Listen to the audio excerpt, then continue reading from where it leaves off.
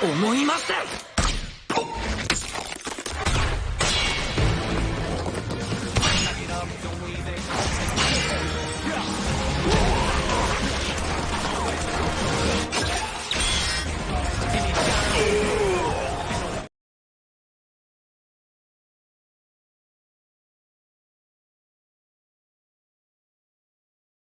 Diceritakan dahulu ada seorang pembunuh bayaran legendaris yang bernama Taro Sakamoto. Kala itu dia dikepung oleh puluhan orang bersenjata yang mencoba membunuhnya. Namun luar biasanya seorang Sakamoto mampu menghadapi mereka semua sekaligus. Dan mau sebanyak apapun jumlah musuhnya, Sakamoto tidak ada takut-takutnya sama sekali.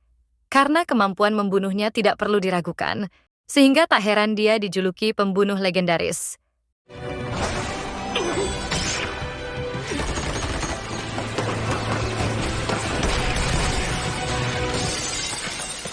Yang mana Sakamoto adalah seorang pembunuh bayaran yang dikagumi oleh semua pembunuh bayaran.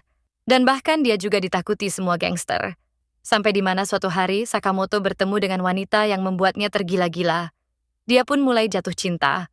Sakamoto kemudian pensiun dan menikah hingga mempunyai anak, dan kini dia pun berubah menjadi gemuk.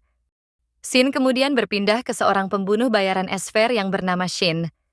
Setelah lama mencari, akhirnya Shin menemukan keberadaan Sakamoto. Sakamoto yang telah pensiun menjadi pembunuh bayaran, kini dia membuka toko kelontong.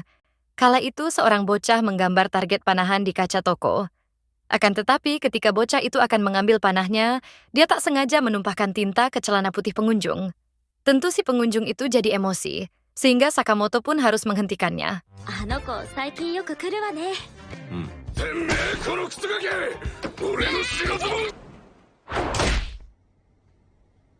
Dan entah sejak kapan, Shin ternyata sudah berada di dalam toko dan bisa membaca pikiran Sakamoto.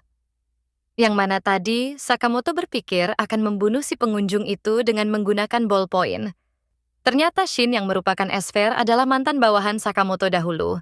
Namun meskipun sudah pensiun, tapi Sakamoto masih memiliki insting membunuh yang masih melekat. Bahkan kala itu Sakamoto berpikir akan menghajar Shin. Singkatnya, mereka berdua pun kemudian ngobrol santai di luar toko, di mana Shin berusaha membujuk Sakamoto supaya kembali jadi pembunuh bayaran. Karena menurut Shin, bakat membunuh Sakamoto kini jadi sia-sia setelah pensiun. Padahal dahulu Sakamoto sangat ditakuti oleh semua gangster, bahkan dijuluki sebagai pembunuh bayaran legendaris. Namun Sakamoto tidak mau, karena dia ingin hidup damai bersama keluarganya. 殺し屋には戻らない。正直今のあなたは見る影もない。Kemudian seorang pria datang menyapa dan meminta bantuan Sakamoto.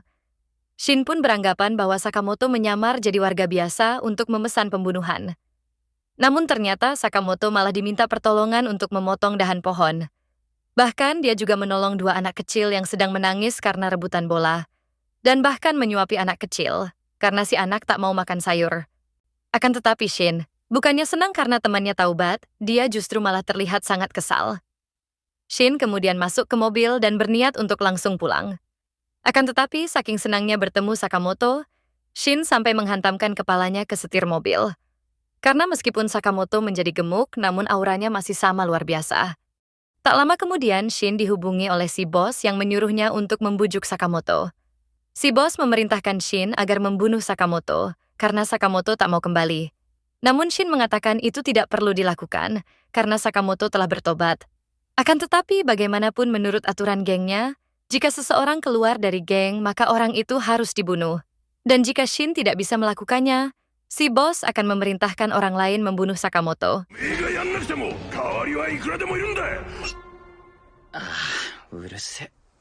Pada malam harinya, Shin akhirnya memutuskan untuk membunuh Sakamoto dengan tangannya sendiri. Karena jika bukan dia yang melakukannya, bagaimanapun orang lain akan membunuh Sakamoto. Pada keesokan harinya, Shin datang kembali ke toko Sakamoto untuk membunuhnya. Shin kemudian mengatakan bahwa dia akan meninggalkan kota hari ini. Sementara itu istri dan anak Sakamoto berada di luar, namun mereka sama sekali tak curiga. Di mana dengan luar biasa, Sakamoto dapat membelokkan peluru dengan mudah hanya menggunakan permen batuk. Dan kita pun diperlihatkan betapa lincah serta pintarnya Sakamoto si pembunuh bayaran legendaris.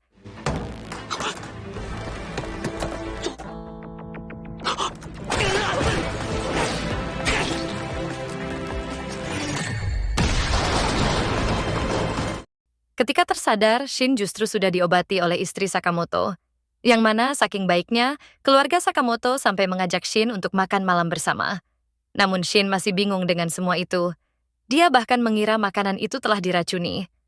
Akan tetapi ketika Shin memakannya, dia pun merasakan betapa enaknya makanan itu.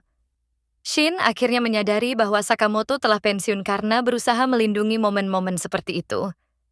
Singkatnya, setelah makan malam selesai, Sakamoto meminta Shin supaya datang kembali di lain waktu. Shin kemudian memohon supaya si bos membiarkan Sakamoto tetap hidup. Si bos pun menanyakan alasan kenapa Shin melindungi Sakamoto. Shin pun mengatakan karena Sakamoto telah menemukan tempat untuk pulang. Akan tetapi bagaimanapun juga si bos sama sekali tidak peduli karena Sakamoto telah melanggar aturan geng. Namun demi Sakamoto, Shin malah rela menukar nyawanya supaya Sakamoto tetap hidup.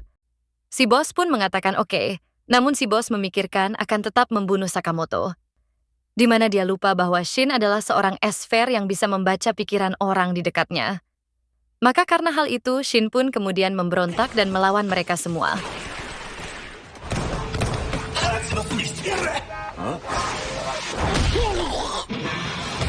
Di luar dugaan, Sakamoto mendengarkan semuanya itu dari tadi. Dan siapa sangka bahwa di toko kelontongnya itu ada tempat rahasia penyimpanan semua senjata. Bahkan rupanya kunci untuk menyimpan semua senjata itu ada di mesin kasir. Sakamoto kemudian bersiap untuk membantu Shin melawan para gangster. Para gangster kemudian memberondong Shin dengan tembakan dari jarak dekat. Yang untungnya Shin masih bisa menghindar dan menghajar para gangster lainnya. Namun sialnya Shin malah tertembak di bagian kaki, sehingga dia pun tidak bisa melawan lagi. Namun untungnya Sakamoto datang tepat waktu. Dan kemudian dia pun membantai mereka semua.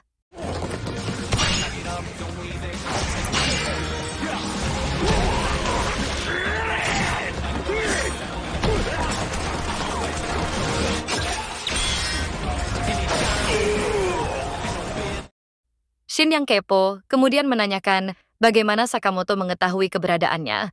Yang mana ternyata Sakamoto telah memasukkan pelacak di dalam pistol Shin saat Shin pingsan di toko setelah dihajar Sakamoto. Dan karena itulah kenapa Sakamoto bisa mendengar percakapan Shin serta mengetahui lokasinya. Kemudian Sakamoto merekrut Shin jadi pegawai toko dengan bayaran 800 yen per jam.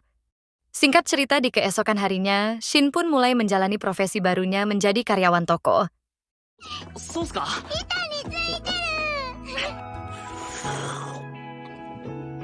Di hari keduanya bekerja, Shin terus saja memuji pertarungan Sakamoto yang luar biasa kala itu. Di mana Shin mengatakan bahwa kebanyakan dibunuh dengan sekali pukul. Sang istri yang mendengarnya pun langsung bertanya pada Sakamoto mengenai apakah semua itu benar. Karena bagaimanapun sehebatnya Sakamoto, dia tetap saja akan ciut jika istrinya sudah ngedumel. Bahkan sang istri pun akan meminta cerai jika Sakamoto melanggar aturan keluarga. Singkat cerita, seperti rutinitas biasanya, Sakamoto pun membeli bakpao surgawi untuk istri dan anaknya. Yang mana istri Sakamoto sendiri bernama Aoi dan anaknya bernama Hana. Shin yang kepo tentang apa aturan keluarga yang dikatakan Aoi tadi, kemudian menanyakannya kepada Sakamoto. Namun Sakamoto malah menyuruh Shin supaya melupakannya. Yang mana ketika mereka akan pulang, tiba-tiba seorang wanita terjatuh dari atas dan menimpa Sakamoto. Ternyata wanita itu sedang dikejar oleh sekelompok orang yang ingin menangkapnya. Dan akibat kejadian itu, bakpao surgawi Sakamoto pun jadi kotor. Di mana wanita ini bernama Lu Xiaotang, dia pun langsung bersiap untuk baku hantam. Sementara Sakamoto hanya terduduk lemas meratapi bakpao surgawinya.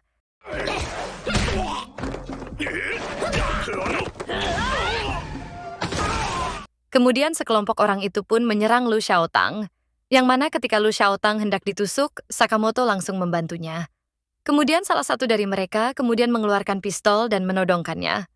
Namun kemudian si botak dihantam oleh Shin dari belakang, sehingga Lu Xiaotang bisa selamat. Dan dia pun langsung menghajar si pembawa pistol dengan teknik tai chi-nya. Akan tetapi kejadian itu malah membuat pihak musuh semakin berdatangan. Salah satu dari mereka kemudian melapor pada bosnya mengenai Lu Xiaotang kabur dengan dibantu dua pria. Hal itu tentu membuat si bos kesal dan kemudian menghajarnya. Ternyata mereka semua telah membunuh seluruh klannya Lu Xiaotang. Namun secara mengejutkan, orang itu langsung dipenggal oleh dua bersaudara. Si bos kemudian menyuruh dua bersaudara itu untuk merebut kunci yang dibawa Lu Xiaotang. yang mana kedua saudara itu merupakan pembunuh bayaran yang bernama Son Hee dan Bacho. Si bos bahkan tak peduli bagaimanapun caranya, karena dia hanya ingin mendapatkan kunci itu. Sementara itu Lu Xiaotang memberitahukan bahwa dia seorang dari anak mafia klan Lu. Lu Xiaotang ternyata membawa kunci berangkas rahasia milik klannya karena kedua orang tuanya sudah mati terbunuh ketika melindungi kunci berangkas itu. Dan oleh karena itu, Xiaotang pun akan berusaha sekuat tenaga untuk melindungi kunci itu. Sakamoto yang mendengarnya kemudian memutuskan untuk menolong Xiaotang. Namun sebagai gantinya, Xiaotang harus membuatkan bakpao untuknya. Akan tetapi, tiba-tiba si kedua saudara datang dan langsung menendang Sakamoto.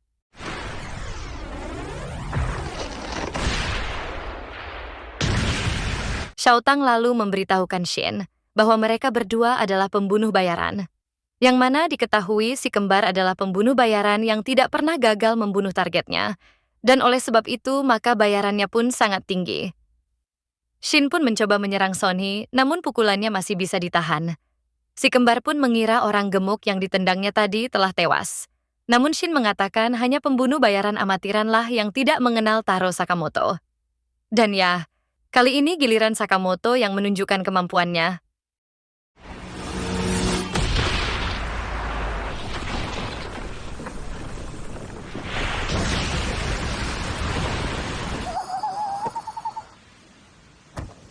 Ternyata si botak masih bisa berdiri setelah dihantam sangat keras oleh Sakamoto. Sementara Xiaotong pun masih terlihat bingung karena tidak tahu di mana mereka berada. Son Hee kemudian meminta Xiaotong menyerahkan kuncinya supaya dia akan membunuhnya secara elegan. Dia kemudian memprovokasinya dengan membicarakan kematian kedua orang tua Xiaotong. Hal itu tentu membuat Xiaotong terpancing emosi. Dia kemudian mencoba menyerang Son Hee, namun kemudian langsung dihentikan Sakamoto. Xiaotong pun menanyakan, kenapa Sakamoto melindunginya. Kita kemudian dibawa flashback, ketika Sakamoto menemui Aoi untuk memberikan kado Natal. Namun kala itu, Aoi justru kecewa. Dia pun tidak mau menerima hadiah itu, karena Sakamoto masih jadi pembunuh bayaran. Sakamoto menjelaskan bahwa dia melakukan pekerjaan untuk membunuh orang. Dan karena kecewa, Aoi pun kemudian melompat dari ketinggian, namun Sakamoto langsung menyelamatkannya. Aoi kemudian meminta Sakamoto berjanji untuk berhenti membunuh orang jika dia mencintainya. Untuk menebus dosanya di masa lalu, Sakamoto pun berjanji akan menyelamatkan orang-orang. Dan itulah janji yang menjadi aturan hubungan mereka. Dan itu terus berlaku sampai saat ini. Kemudian pertarungan sengit di antara mereka pun tak bisa dihindari.